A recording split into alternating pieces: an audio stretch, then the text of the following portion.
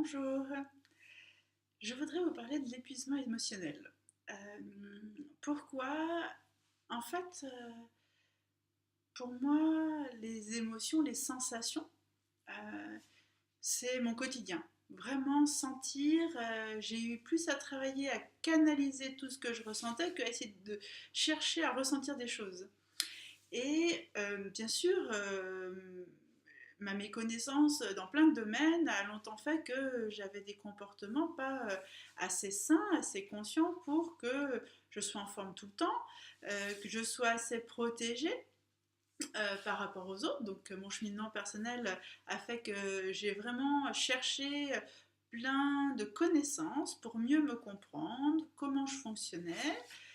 Euh, je suis passée par plusieurs approches, que ce soit holistique, ésotérique, biologique, voilà, mentale avec la PNL, la communication non violente, la notion énergétique dans les relations, tout. J'ai exploré plein de domaines pour me comprendre. Et aujourd'hui, je trouve que effectivement, on a du mal, les émotions étant quelque chose de peu connu, on en parle de plus en plus, bien sûr, grâce aux neurosciences cognitives et affectives, hein, pour tout ce qui est lié aux enfants et à la famille, mais finalement, je me rends compte qu'au quotidien, il y a beaucoup de choses qu'on commence à connaître, mais qu'on ne sait pas appliquer, qu'on ne comprend pas et qui peuvent être subtiles en fait. Car finalement, le domaine relationnel, des sensations et des émotions, comme je vous dis, le spectre est large. On parle de l'énergie qui est qu'est-ce qu'on échange lorsqu'on discute avec quelqu'un, juste purement dans les vibrations et les sensations énergétiques, jusqu'à qu'est-ce que je communique par mon corps et les mots. Voilà. Donc c'est vraiment un spectre très large et on en parle de plus en plus, on parle des manipulateurs, des pervers narcissiques, mais je trouve qu'on parle très peu juste de la conscience de quand je discute avec quelqu'un, quand je rentre ou je croise quelqu'un, il y a une énergie qui se partage très rapide lorsqu'on croise quelqu'un, mais dès qu'on va poser le regard sur quelqu'un, il y a quelque chose, il y a une connexion qui se fait. Et une de mes, je dirais, tristesses, c'est qu'aujourd'hui, effectivement, dans cette société où on a beaucoup d'informations, beaucoup d'échanges au quotidien, mais qu'on a perdu la conscience de cette notion d'échange, il se passe plein de choses pas très saines. Voilà. Et, et ça engendre beaucoup d'émotions. Mais comme on y met plus de conscience, ou on y met peu de conscience ou de connaissances, ben finalement, parfois on se sent frustré, on a vite des jugements sur les autres, on a des inquiétudes parce qu'on a peur finalement de l'autre, parce que quand on ne comprend pas l'autre, ben, on dit il est bizarre.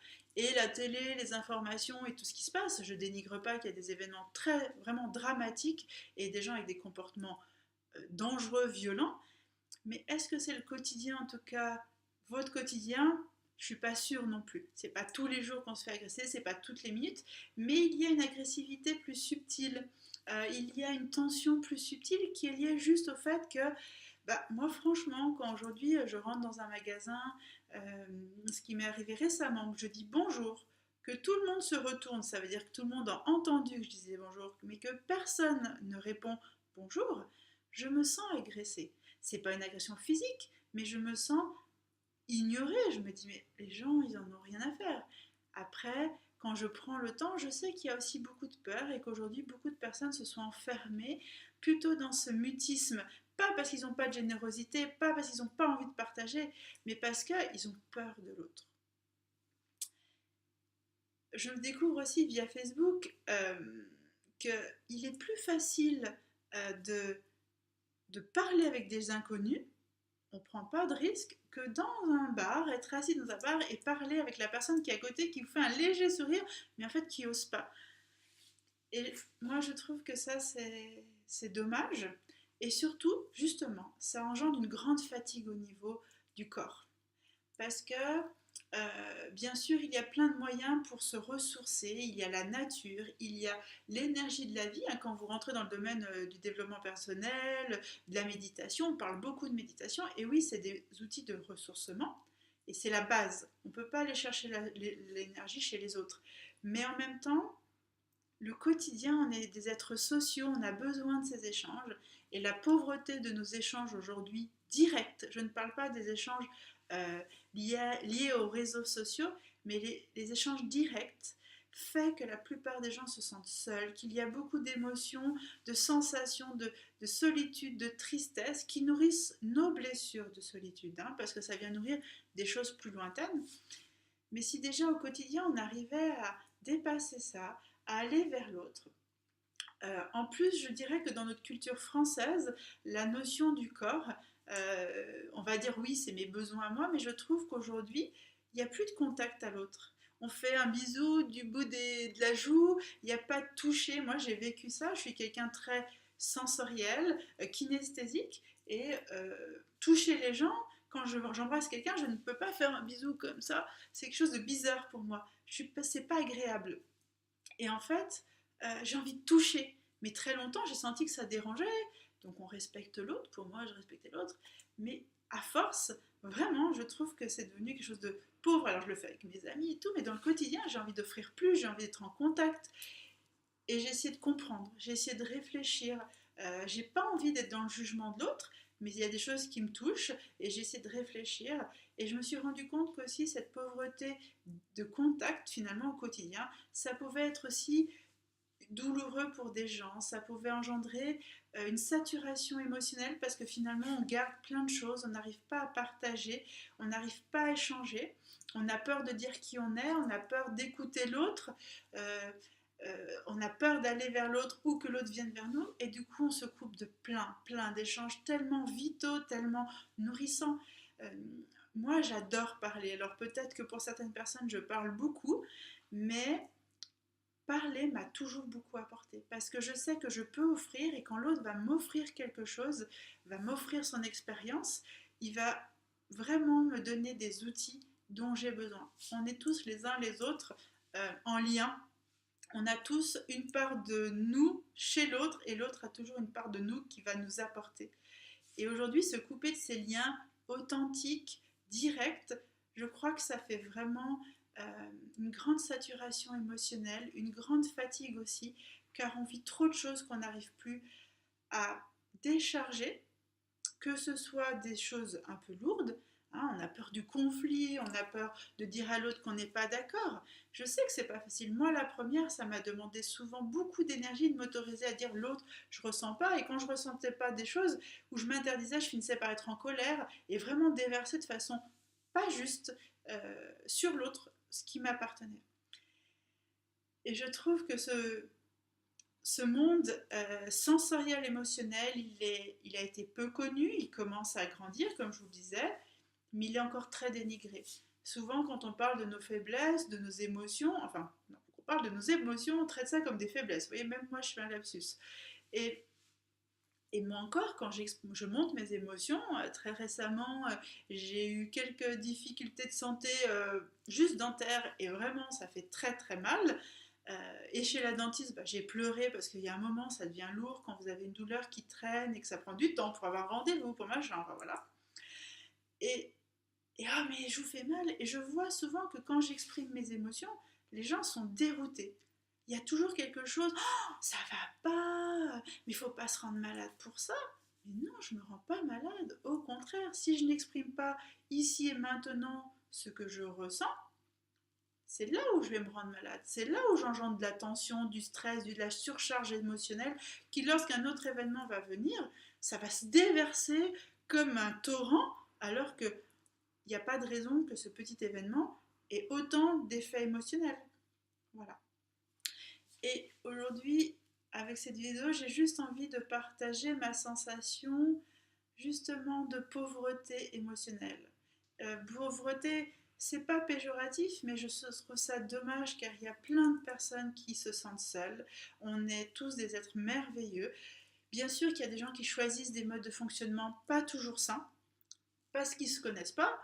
Après, il y en a des vraiment pas sains, et ça, on rentre dans d'autres parties de la psyché, et je ne parle pas de ça, je parle vraiment quand même du quotidien. En entreprise, je vois beaucoup de souffrance autour de moi, je vois beaucoup de personnes en burn-out, que ce soit professionnellement ou en famille. Et, et vraiment, je crois que la richesse aujourd'hui, c'est pas que matériel. Bien sûr, on a besoin de sécurité matérielle, mais c'est aussi un petit sourire, une écoute de quelqu'un, s'autoriser à dire, vous voyez, quand on dit bonjour, comment ça va, tout le monde vous répond ça va.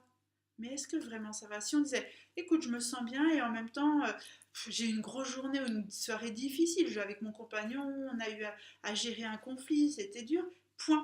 Moi, j'adore lors des ateliers ou même maintenant dans différents domaines, que ce soit par exemple dans les réunions de mon association avec les filles, j'ai demandé qu'il y ait un tour de météo de notre intérieur.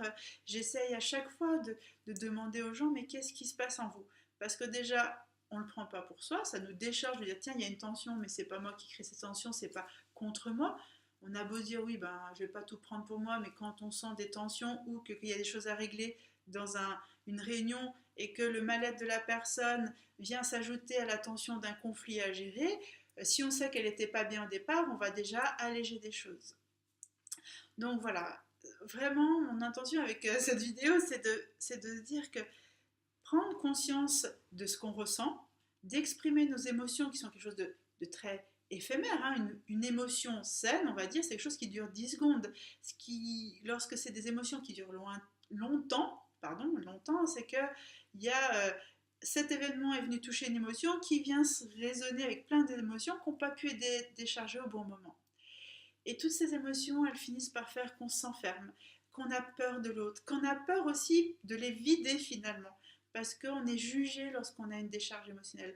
Moi, en tant que femme, euh, j'ai entendu souvent me dire, oh là là, c'est rien, voilà, on parle des règles beaucoup en ce moment, oui, elle a ses règles, oh bah c'est une fille, hein, enfin voilà, elle a besoin de décharger ses trucs, mais non, je suis pas ok, on a tous besoin de décharger nos émotions, qu'on soit un homme ou une femme, et aujourd'hui, à force de se retenir, de voir les sensations, les émotions comme une faiblesse, euh, on s'est enfermé dans des châteaux avec des murailles et des sacrés boucliers.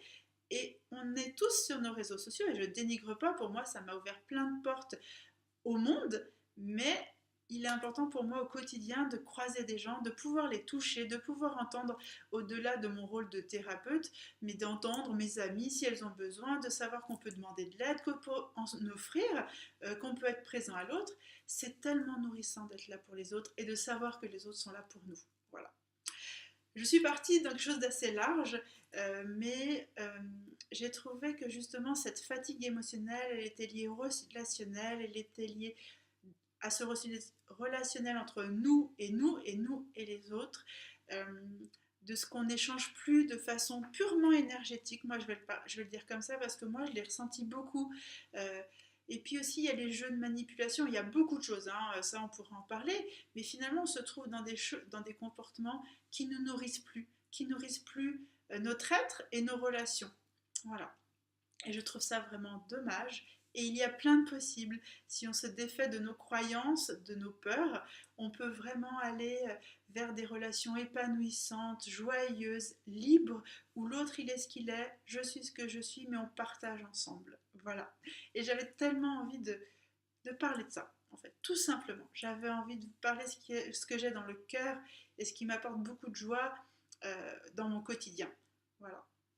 En tout cas, je vous souhaite de vous autoriser à être vous-même émotionnellement, sensoriellement, euh, de le montrer au monde, euh, de vous défaire du regard de l'autre, parce on est tous différents dans nos besoins, de vous défaire de vos peurs, ou en tout cas de les accueillir pour pouvoir vous en libérer et passer à des comportements différents.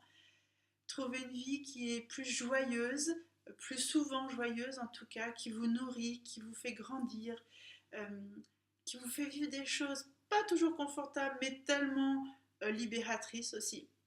Et pour on parle du bonheur, mais le bonheur justement, c'est pas c'est pas quelque chose qui est toujours avec le sourire, où je suis lumineuse, joyeuse. Le bonheur, c'est savoir vivre le quotidien, accueillir ce qui se passe, nos émotions, nos sensations, les difficultés, et savoir juste vivre cette vie telle qu'elle se présente. Ça ne veut pas dire qu'on doit la subir, ça veut dire l'accueillir. Et qu'est-ce que moi j'ai le pouvoir, comme j'en parlais dans l'autre vidéo, de vivre. Comment je le vis moi. Voilà. En tout cas, je vous remercie d'avoir écouté ce partage. Et puis, vous pouvez me retrouver sur les différents réseaux sociaux comme Facebook, Instagram, YouTube. Et puis sur mon site internet www.êtrensoncorps.com. À bientôt.